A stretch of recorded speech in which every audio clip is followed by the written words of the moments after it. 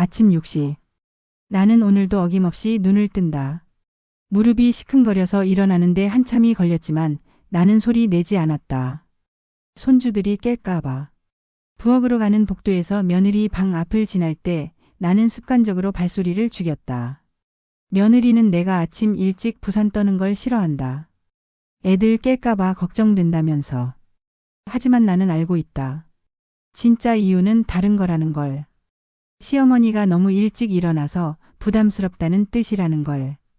부엌에서 나는 조용히 김치찌개를 끓였다. 큰손주 지민이가 김치찌개를 좋아하거든. 냄비 뚜껑을 열 때도 소리가 나지 않게 천천히 조심스럽게. 할머니 또 새벽부터 일어나셨어요.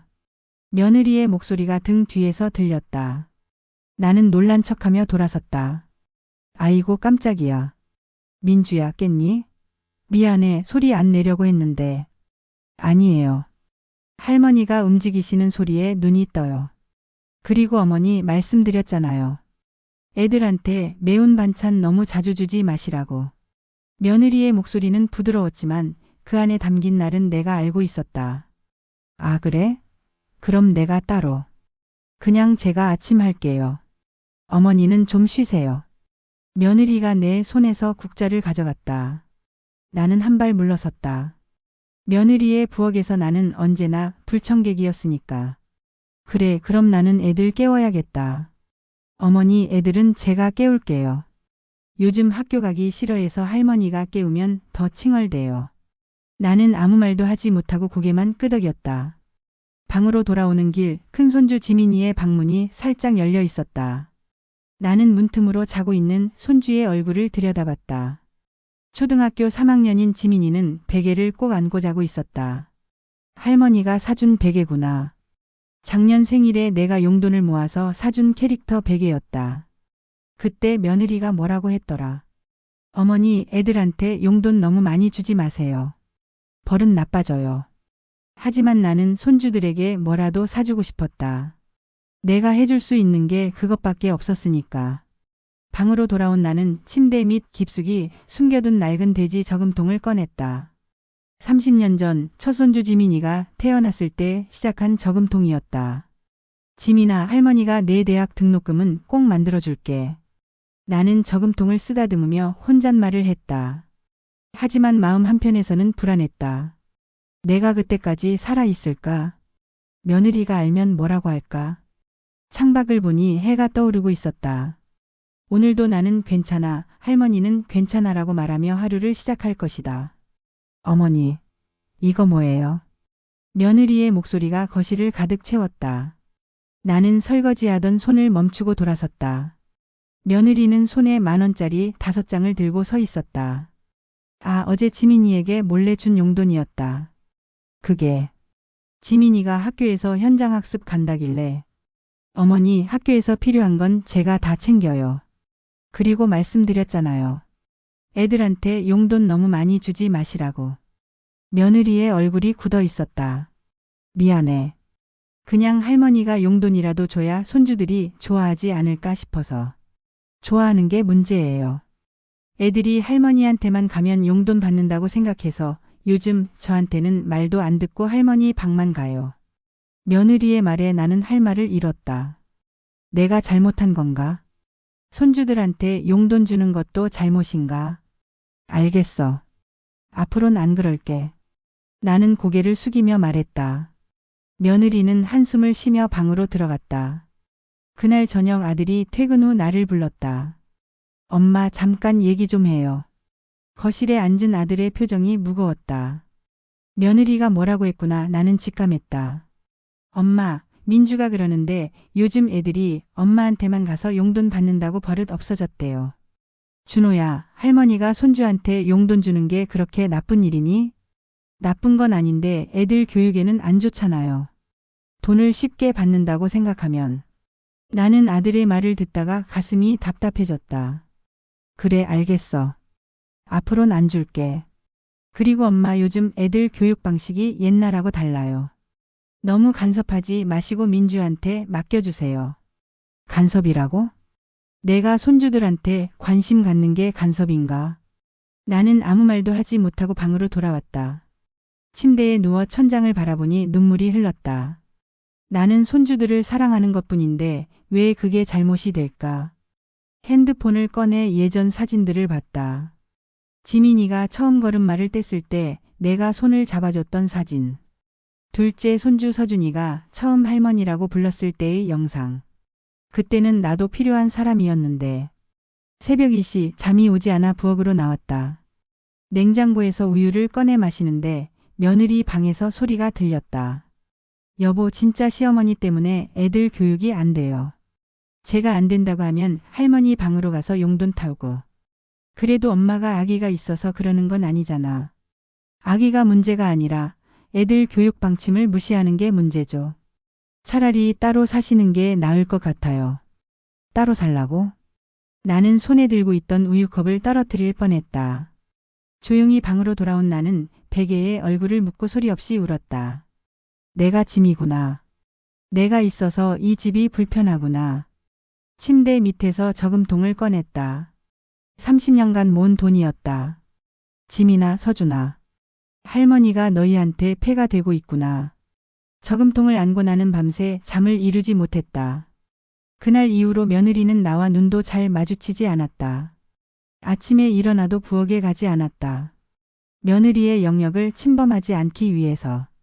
손주들도 예전만큼 내 방에 오지 않았다. 며느리가 뭐라고 했을 게 분명했다.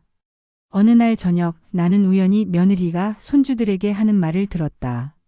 지민아, 서준아. 앞으로 할머니 방에 자주 가지 마. 왜요? 할머니가 재미있는 이야기 많이 해주시는데. 할머니가 요즘 편찮으셔. 쉬셔야 해. 거짓말이었다. 나는 아프지 않았다.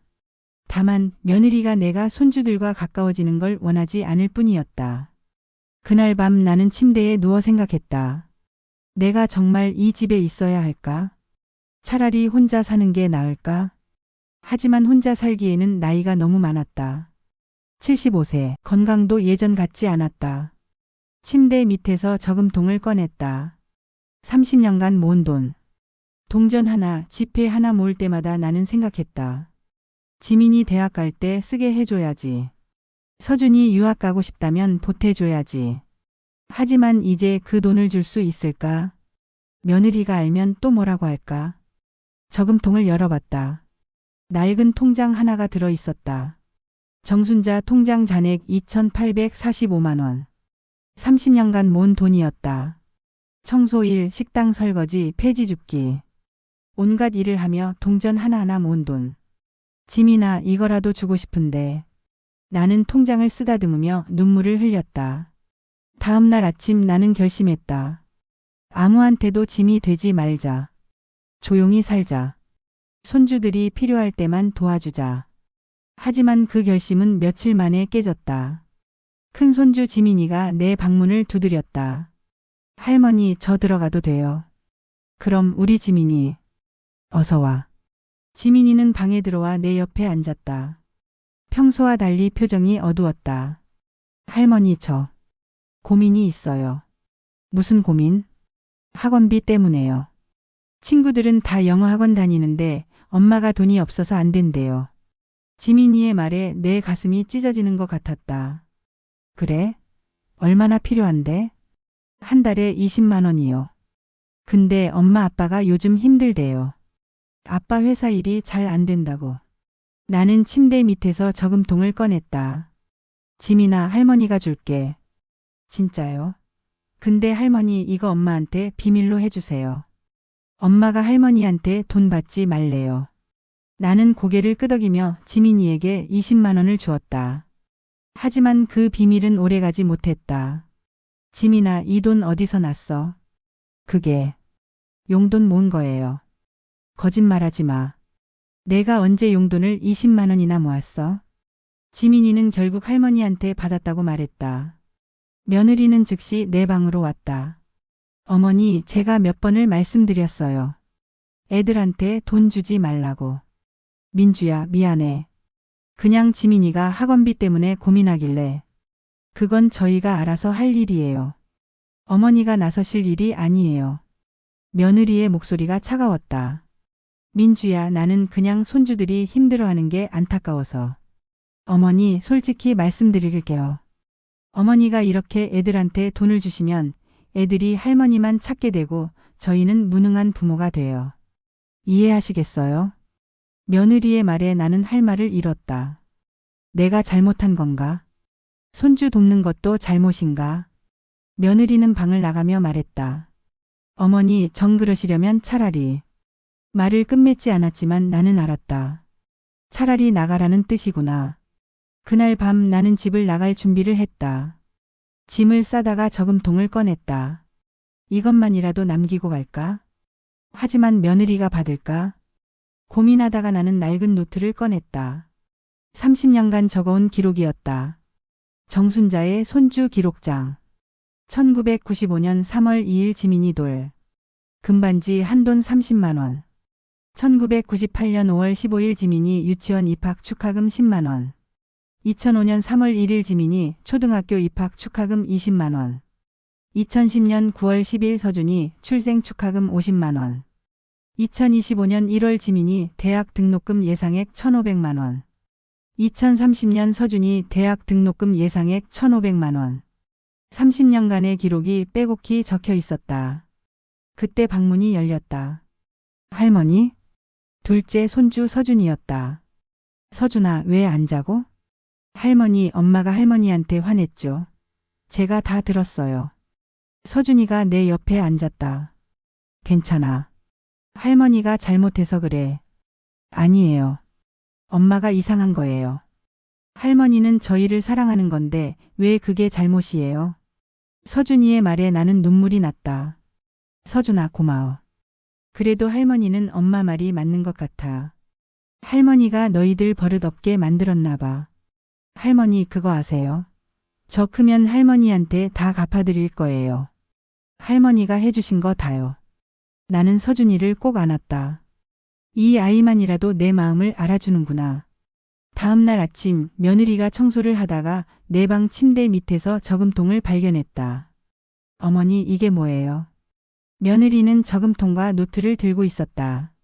아, 그건. 며느리가 노트를 펼쳤다. 30년간의 기록이 그녀의 눈에 들어왔다. 며느리의 얼굴이 굳었다. 어머니, 이게. 며느리는 말을 잇지 못했다. 어머니는 이렇게까지 하셨어요. 며느리는 노트를 들고 거실로 나갔다. 나는 불안한 마음으로 며느리를 따라갔다. 며느리는 소파에 앉아 노트를 한 장 한 장 넘기고 있었다. 그녀의 손이 떨리고 있었다. 어머니, 이게 정말 30년간 쓰신 거예요? 응. 지민이가 태어난 날부터 적기 시작했어. 며느리는 노트의 한 페이지를 읽기 시작했다. 1995년 3월 2일. 오늘 지민이 돌잔치. 며느리가 준비하느라 고생했다. 나는 금반지 한돈을 선물했다. 30만 원이었는데 청소 일석달 치 월급이었다. 하지만 첫 손주니까. 당연한 거지. 1998년 5월 15일. 지민이 유치원 입학. 아들 부부가 경제적으로 힘들어하는 것 같다. 나는 10만 원을 봉투에 넣어 몰래 지민이 가방에 넣어줬다. 며느리가 알면 거절할 것 같아서. 2005년 3월 1일. 지민이 초등학교 입학. 아들이 회사에서 잘린 후 생활이 어렵다고 한다. 나는 폐지를 주워 모은 돈 20만 원을 지민이에게 줬다. 지민이가 할머니 고마워요라고 했을 때 내 평생 들어본 말 중 가장 기뻤다. 2010년 9월 10일. 둘째 손주 서준이 태어났다. 며느리가 산후조리원 비용 때문에 걱정하길래 내가 모아둔 돈 50만 원을 줬다. 며느리가 처음으로 내 손을 꼭 잡으며 고맙다고 했다. 그날 나는 밤새 기뻐서 잠을 못 잤다. 2018년 12월 25일. 지민이가 할머니, 저 컴퓨터가 필요해요라고 했다. 나는 식당에서 설거지 아르바이트를 시작했다. 한 달에 30만 원. 석 달 만에 모은 90만 원으로 중고 컴퓨터를 샀다. 지민이가 기뻐하는 모습을 보며 생각했다. 할머니는 이것만으로도 행복해. 며느리는 노트를 덮었다. 그녀의 눈에 눈물이 고여 있었다. 어머니, 제가 몰랐어요. 괜찮아, 민주야. 할머니는 그냥 손주들이 좋아서 한 거야. 아니에요. 제가 잘못했어요. 어머니가 이렇게까지 하신 줄 몰랐어요. 며느리가 울기 시작했다. 민주야, 울지 마. 할머니는 정말 괜찮아. 어머니, 어머니한테 너무 못했어요.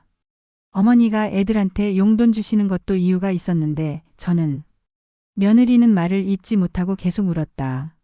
그때 아들이 퇴근 후 집에 들어왔다. 무슨 일이야? 며느리는 노트를 아들에게 건넸다.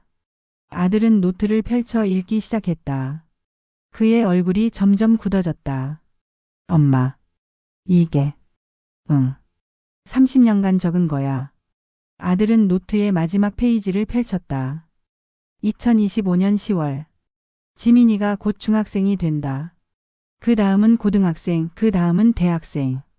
나는 지민이 대학 등록금으로 1,500만 원을 모았다. 서준이 것도 1,500만 원 모으려면 앞으로 5년은 더 일해야 한다. 하지만 괜찮아. 할머니는 손주들이 행복하면 그걸로 충분해. 며느리가 요즘 나를 멀리하는 것 같다. 내가 애들 교육에 간섭한다고 생각하는 것 같다. 하지만 나는 그냥 손주들이 좋을 뿐인데 어쩌면 내가 이 집의 짐이 되는 걸까? 그래도 괜찮아. 손주들만 잘 자라면 할머니는 뭐든 할 수 있어. 아들은 노트를 덮고 나를 바라봤다. 그의 눈에도 눈물이 가득했다. 엄마, 미안해요. 왜? 너희들이 뭘 잘못했어? 제가 엄마 마음을 몰랐어요. 엄마가 이렇게까지 손주들을 위해. 아들이 울먹이며 말했다. 그냥 할머니는 손주들이 좋아서 한 거야. 잘못한 거 아니야. 며느리가 저금통을 열었다. 안에는 통장과 함께 낡은 봉투들이 가득했다. 며느리는 봉투 하나를 꺼내 열었다. 안에는 지폐 몇 장과 함께 쪽지가 들어 있었다. 2010년 5월 지민이 초등학교 운동회 날. 지민이가 1등했다. 나는 식당에서 설거지하다가 뛰쳐나와 학교에 갔다. 지민이가 할머니 하고 뛰어와 안겼을 때 나는 세상에서 가장 행복한 할머니였다. 오늘 번 돈 2만 원. 지민이 대학 등록금 통장에 입금. 며느리는 봉투를 하나하나 열어봤다. 모든 봉투에는 손주들에 대한 기록과 함께 돈이 들어 있었다. 어머니, 이게 다. 며느리는 말을 잇지 못했다. 나는 며느리의 손을 잡았다. 민주야, 할머니는 그냥 손주들이 좋아서 한 거야. 너희들한테 짐이 되려고 한 게 아니야. 며느리는 내 손을 꼭 잡으며 울었다. 어머니, 제가 정말 죄송해요. 제가 어머니 마음을 몰랐어요. 그날 밤 우리 가족은 오랜만에 함께 저녁을 먹었다. 하지만 나는 알고 있었다. 이제 진짜 문제가 시작된다는 것을. 어머니, 이제 제가 아침 차려드릴게요. 엄마 병원 가셔야 하는 거 아니에요? 하지만 나는 불편했다. 내가 뭔가를 받기 위해 손주들을 도운 게 아닌데 이제 와서 이렇게 잘해주니까 오히려 부담스러워. 며칠 후 며느리가 저금통을 들고 내 방에 왔다. 어머니, 이거 다시 어머니께 드릴게요. 왜? 이건 손주들 대학 등록금으로 쓰라고 모은 건데. 어머니, 저희가 알아서 할게요. 어머니가 이렇게까지 하실 필요 없어요. 며느리의 말에 나는 당황했다. 민주야, 이건 할머니가 손주들한테 주고 싶어서 모은 거야. 어머니는 이미 충분히 해주셨어요. 이제 편히 쉬세요. 편히 쉬라고? 나는 며느리의 말이 이해되지 않았다. 손주들을 돕는 게 내 삶의 이유인데 그걸 빼앗아가면 나는 뭘 하며 살아야 하지? 그날 밤 나는 잠을 이루지 못했다. 다음 날 아침 나는 일찍 일어나 부엌으로 갔다. 김치찌개를 끓이려고 했다. 어머니, 왜 일어나셨어요? 제가 하려고 했는데. 며느리가 부엌으로 들어왔다. 괜찮아. 할머니가 할게. 어머니, 이제 편히 쉬세요. 제가 다 할게요. 며느리가 내 손에서 국자를 가져갔다. 나는 한 발 물러섰다. 이제 나는 정말 쓸모없는 사람이 되었구나. 그날 오후 나는 동네 슈퍼에 갔다. 슈퍼 주인 할머니는 나의 오랜 친구였다. 순자야, 무슨 일 있어? 얼굴이 안 좋아 보여. 영수가. 나 요즘 집에서 할 일이 없어. 왜? 며느리가 뭐래? 아니야. 오히려 잘해줘. 근데 그게 문제야. 너무 잘해주니까 내가 할 게 없어. 영숙이는 내 손을 잡았다. 순자야, 넌 평생 가족을 위해 살았잖아. 이제 좀 쉬어도 되는 거 아니야? 하지만 영숙아, 나는 손주들 돕는 게 내 삶의 이유였는데 그게 없어지니까 내가 왜 사는지 모르겠어. 영숙이는 한숨을 쉬었다. 순자야, 너무 그러지 마. 가족들이 이제 내 마음을 알았으니까 앞으로 더 잘해줄 거야. 집으로 돌아오는 길 나는 어지러웠다. 며칠째 제대로 먹지도 자지도 못했기 때문이었다. 현관문을 열고 들어서는데 갑자기 눈앞이 캄캄해졌다. 어머니. 며느리의 목소리가 멀리서 들렸다. 병원. 눈을 떴을 때 나는 병원 침대에 누워 있었다. 어머니. 깨셨어요? 며느리와 아들이 침대 옆에 서 있었다. 내가 왜 여기? 어머니, 집에서 쓰러지셨어요. 다행히 크게 다치진 않으셨는데. 의사가 들어와 진단을 설명했다. 과로와 스트레스로 인한 일시적 실신입니다. 그런데 검사 결과 당뇨와 고혈압이 상당히 진행되어 있습니다. 오랫동안 관리를 안 하신 것 같은데. 아들이 놀란 표정으로 물었다. 엄마 아프신 거 왜 말 안 하셨어요? 괜찮아. 그냥 좀 피곤한 거였어. 괜찮은 게 아니에요. 의사 선생님이 이러다가 큰일 날 수도 있다고 하셨어요. 며느리가 울먹이며 말했다. 어머니, 왜 아프신 걸 숨기셨어요? 저희한테 말씀하셨으면. 너희들 걱정시키고 싶지 않았어.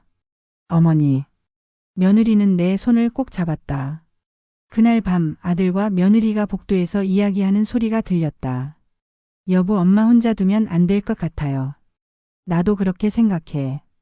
엄마가 평생 우리를 위해 사셨는데 이제 우리가 엄마를 돌봐야지. 근데 집에서 엄마 모시면서 일하기 힘들 것 같아요.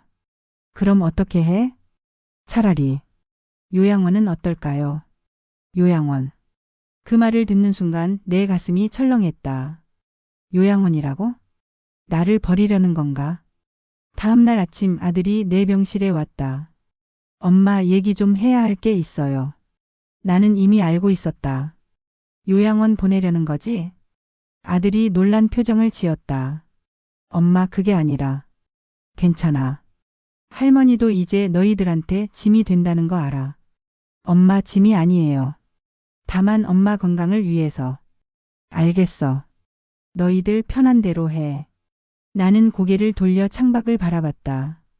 아들은 더 이상 말하지 못하고 병실을 나갔다. 창밖으로 비가 내리고 있었다. 30년간 손주들을 위해 모은 돈도 30년간 적어온 노트도 소용없구나. 결국 나는 요양원에 가는 거구나. 눈물이 흘렀지만 나는 소리 내지 않았다. 병원에서 퇴원하는 날 집에 돌아가니 거실에 손주들이 앉아 있었다. 할머니.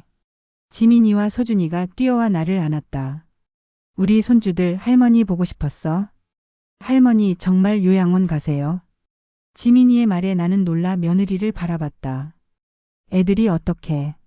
며느리가 난처한 표정으로 말했다. 어머니, 제가 말한 게 아니라 애들이 우연히. 싫어요. 할머니는 절대 요양원 안 가요. 서준이가 소리쳤다. 서준아, 조용히 해. 할머니가 편하게 쉬려면. 아빠는 거짓말쟁이에요. 할머니를 버리는 거잖아요. 지민이도 울먹이며 말했다. 할머니, 저희 때문에 아프신 거죠? 제가 학원비 달라고 해서. 아니야, 지민아. 할머니는 그게 좋아서 한 거야. 할머니, 저 할머니 노트 봤어요. 서준이가 말했다. 노트? 엄마가 치우려고 가져왔는데 제가 몰래 봤어요. 할머니가 저희 위해서 30년 동안. 서준이는 말을 잇지 못하고 울기 시작했다. 할머니, 왜 아프신 것도 말 안 하셨어요? 왜 혼자 힘들어 하셨어요? 지민이도 울면서 물었다. 나는 두 손주를 안으며 말했다. 할머니는 너희들이 행복하면 그걸로 충분했어. 할머니는 아프지 않았어. 거짓말이에요. 의사 선생님이 할머니가 오래 아프셨대요. 아들이 다가와 말했다. 엄마, 요양원은 엄마를 버리는 게 아니에요. 엄마가 편하게 쉬실 수 있도록. 아빠, 그럼 아빠가 할머니 대신 요양원 가보세요. 지민이가 소리쳤다. 거실이 순간 조용해졌다. 지민아, 어른한테 그렇게 말하는 거 아니야. 며느리가 지민이를 나무랐지만 지민이는 울면서 계속 말했다. 할머니는 우리를 위해 30년 동안 돈을 모으셨어요. 할머니가 아파도 말 안 하신 건 우리 걱정시키기 싫어서였어요. 그런 할머니를 요양원에 보내는 건 너무해요. 서준이도 가세했다. 맞아요. 할머니는 우리 가족이에요. 가족은 함께 사는 거잖아요. 아들과 며느리는 할 말을 잃었다. 나는 손주들을 진정시키려 했다. 지민아, 서준아. 할머니는 괜찮아. 요양원도 좋은 곳이야. 싫어요. 할머니랑 같이 살 거예요. 그때 며느리가 갑자기 주저앉으며 울기 시작했다. 어머니, 죄송해요. 제가 정말 잘못했어요. 민주야, 왜 그래? 어머니, 사실은 제가 요양원 얘기를 꺼낸 건 어머니가 편하셔서가 아니에요. 며느리가 떨리는 목소리로 고백했다. 저희가 경제적으로 너무 힘들어요. 남편 회사가 어려워져서 월급이 반으로 줄었어요. 애들 학원비도 못 내고 병원비도 감당이 안 돼요. 며느리는 계속 울면서 말했다. 그래서 차라리 어머니가 요양원에 가시면 어머니 연금으로 요양원비를 내고 저희는 좀 숨통이 트일 것 같아서. 민주야. 어머니, 제가 정말 나쁜 며느리예요. 어머니가 30년 동안 저희를 위해 희생하셨는데 저는 돈 때문에. 아들도 무릎을 꿇고 앉았다. 엄마, 미안해요. 제가 무능해서. 제가 엄마를 제대로 모시지 못해서. 나는 며느리와 아들을 일으켰다. 민주야, 준호야. 괜찮아. 너희들이 힘든 거 할머니가 알았어. 침대 밑에서 저금통을 꺼냈다. 이거 가져. 어머니, 이건. 이 돈으로 당분간 생활하고 요양원은 나중에 생각하자. 며느리가 고개를 저었다. 어머니, 안 돼요. 이건 어머니가 30년 동안 모신 돈이에요. 손주들 대학 등록금으로. 지민아, 서준아. 나는 손주들을 불렀다. 할머니가 30년 동안 이 돈을 모은 건 너희들이 행복하길 바라서였어. 근데 지금 너희 부모님이 힘들면 너희도 행복하지 않잖아. 할머니. 그러니까 이 돈으로 당분간 힘든 시기를 넘기자. 그게 할머니 소원이야. 며느리가 내 손을 꼭 잡으며 울었다. 어머니, 저희가 어머니한테 받기만 했네요. 저희는 어머니한테 뭘 해드린 게 있나요? 나는 며느리의 손을 다정하게 어루만졌다. 민주야, 너희들이 지민이랑 서준이를 건강하게 키워준 것만으로도 할머니는 충분해. 그날 밤 우리 가족은 오랜만에 함께 모여 앉았다. 어머니 요양원 얘기는 없던 걸로 할게요. 저희가 어머니를 모실게요. 아들이 말했다. 그리고 어머니 병원비랑 약값은 제가 다시 알아볼게요. 어떻게든 해결하겠습니다. 며느리도 덧붙였다. 어머니, 제가 부족한 며느리지만 앞으로 잘할게요. 나는 고개를 끄덕이며 웃었다. 고맙다, 민주야. 그날 밤 손주들이 내 방에 와서 함께 잤다. 할머니 사랑해요. 할머니도 사랑해, 우리 손주들. 창밖을 보니 별이 빛나고 있었다. 이제야 우리 가족이 진짜 가족이 된 것 같구나. 하지만 나는 알고 있었다. 앞으로도 쉽지 않을 거라는 것을.